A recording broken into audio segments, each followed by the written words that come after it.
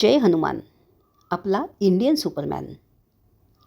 बलदंड शक्ती आणि साहस, दुर्दम्य आत्मविश्वास, श्रद्धापूर्ण, निष्ठापूर्ण आणि निर्भय मन, तीक्ष्ण बुद्धिमत्ता. असाध्य ते साध्य का होणार नाही मग?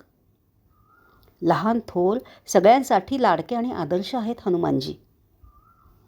मला सगळ्यात थक्क करणारी गोष्ट अशी आहे, बालपणी सूर्याला गिळायला निघालेल्या साऱ्या देवांना चिंतेत टाकणारा हा बाळ हनुमान, त्याच सूर्यदेवापाठी त्यांचे शिष्यत्व मिळावे, त्यांचेकडून ज्ञान ग्रहण करायला मिळावे म्हणून कितीतरी काळ विनम्र भावाने हट्ट न सोडता सूर्याच्या गतीशी जुळते घेत त्यांच्या मागे धावत राहिला.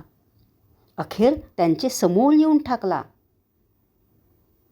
आयुष्यात उच्चतम ते घ्यावे, उच्चतम त्याला साथ द्यावी, सर्वश्रेष्ठ सेवा करावी, हे संस्कार अंजनेयला अंजनी मातेकडून मिळाले.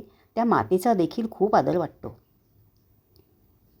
सूक्ष्माचा विचार करता श्री रामरक्षेत रामापर्यंत पोहोचवण्याची चावी म्हणून बुधकौशिक ऋषींनी याच पवनसुताची सुरुवातीलाच ओळख करून दिली आहे.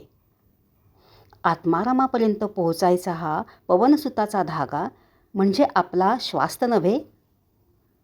आपली क्षणिक मोहात अडकून देहात जखडून पडलेली सीताशक्ती जागृत करण्याची ही किल्ली तर नाही.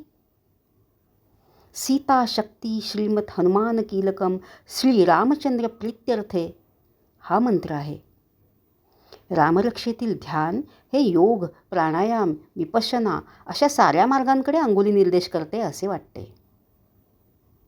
हनुमान जयंतीनिमित्त हनुमंतजींना विनम्र प्रार्थना करूया, आम्हाला हा आपापला सेतुमार्ग मिळू दे, दिसू दे, पार करता येऊ दे, असा अभय आशीर्वाद तू आम्हास दे.